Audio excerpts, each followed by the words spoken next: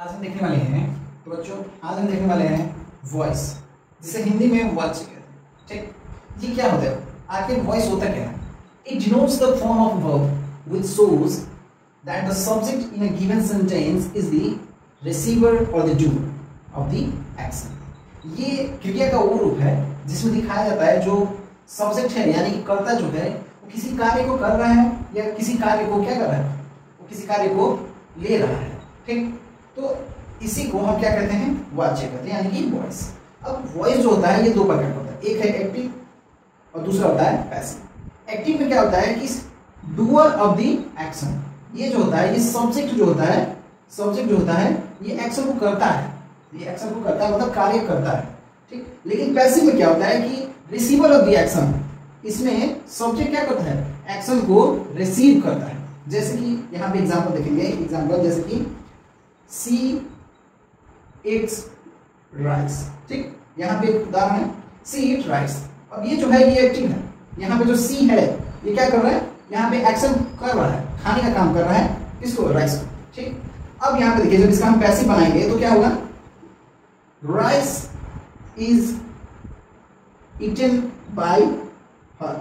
अब यहाँ पे जो है कि चावल जो खाने का कार्य हो रहा है वो उसके द्वारा हो रहा है, मतलब कि यहाँ पे एक्शन को हर जो है सब्जेक्ट यहाँ पे रिसीव कर रहा है और यहाँ पे जो एक्शन है वो क्या कर रहा है? वो कर्ता कर रहा है, मतलब कि सब्जेक्ट यहाँ पे कार्य कर रहा है और यहाँ पे सब्जेक्ट कार्य को रिसीव कर रहा है, यानी कि डू एक्शन को रिसीव कर रहा है। ठीक, इस तरीके से इसका वॉइस का जो डेफिनेशन है और उसका टाइप्स को कुछ इस तरीके से किस तरीके से एक्टिव से पैसिव में बदलने का नियम क्या होता है। ठीक, यहाँ पे हम देखने वाले हैं कि एक्टिव से पैसिव में बदलने का नियम क्या होता है। पहले तो हमें क्या करना है कि सब्जेक्ट की जगह पे ऑब्जेक्ट को लिखना है और ऑब्जेक्ट की जगह को सब्जेक्ट को लिखना होता है। ठीक, दूसरा नियम ये कहता है कि दिए गए वर्ब को किसमें बदल जाता है? वर्ब 3 में बदल जाता है। किसमें बदल जाता है?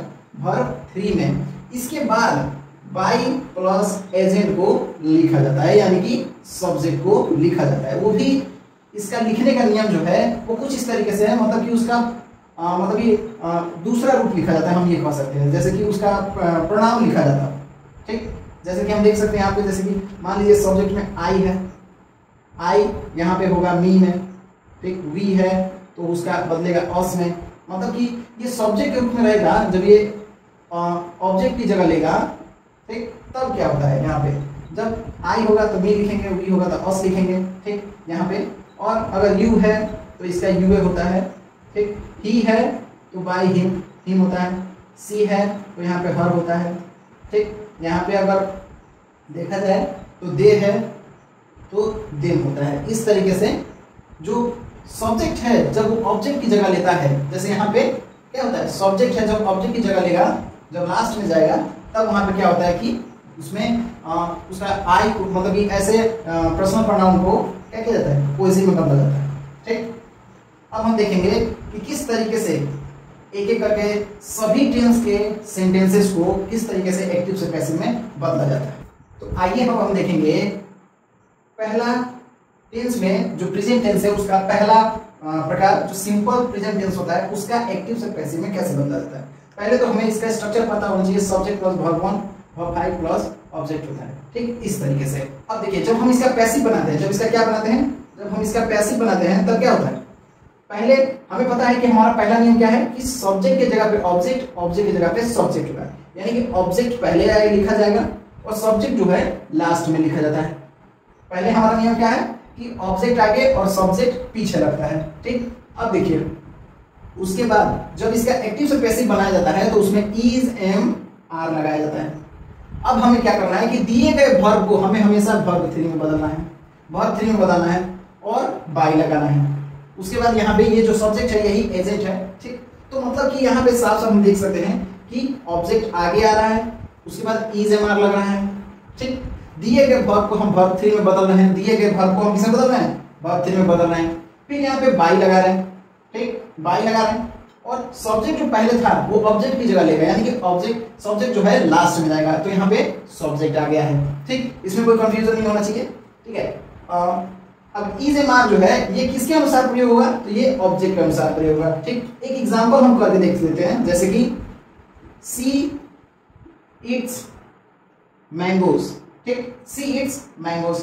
अब यहाँ पे देखिए ये जो है ये सब्जेक्ट है, ये जो है ये वर्ब टाइप है, और ये जो है ये ऑब्जेक्ट है। ठीक, तो हमारे टेंस के अनुसार मतलब कि हमारे स्ट्रक्चर के अनुसार एक्टिव से पैसिव, पैसिव का स्ट्रक्चर क्या कह रहा है कि पहले हमारा ऑब्जेक्ट आएगा, यानी कि मैंगोज आएंगे पहले। ठीक, मैंगोज जो हमारा ऑब्जेक्ट है ये ऑब्जेक्ट पहले आएगा। ठीक, उसके बाद हमें इज एम आर लगाना है। अब देखिए यहाँ प्लूरल है तो प्लूरल के साथ आर लगता है, तो यहाँ पे हम आर लगा देंगे। ठीक, आर लगाने के बाद अब हमें दिए गए वर्ब को किसमें बदलना है, वर्ब 3 में बदलना है, तो यहाँ पे इटेन हो जाएगा। फिर बाई हमें लगाना है, बाई हमें यहाँ पे हमेशा लगाना है। ठीक, जब भी वाक्य की जरूरत के अनुसार हम बाई लगाते हैं, आप हटा भी सकते हैं। ठीक, अगर किसी भी वाक्य का अर्थ पूरा नहीं हो रहा हो तो हम बाई प्लस सब्जेक्ट रखते हैं, अगर पूरा हो रहा हो तो नहीं भी रख सकते हैं। अब बाई आ गया, अब बाई के बाद हमें सब्जेक्ट रखना था, यहाँ पे सब्जेक्ट क्या है, सी। सी का जो जैसे कि नॉमिनेटिव केस में सी जो होता है, ठीक, जब सब्जेक्ट के रूप में रहता है तो ये नॉमिनेटिव केस है। ठीक है, लेकिन जब ये ऑब्जेक्ट के रूप में आने लगता है, मतलब कि लास्ट में आएगा, तो ये क्या हो जाता है, ऑब्जेक्टिव केस हो जाता है। तो यहाँ पे सी का होता है हर, तो यहाँ पे बाई हर लगाते हैं। ठीक, सी का होता है हर, हमने देखा हुआ है। ठीक, तो कुछ इस तरीके से एक्टिव से पैसिव सिंपल प्रेजेंट टेंस का बनाया जाता है।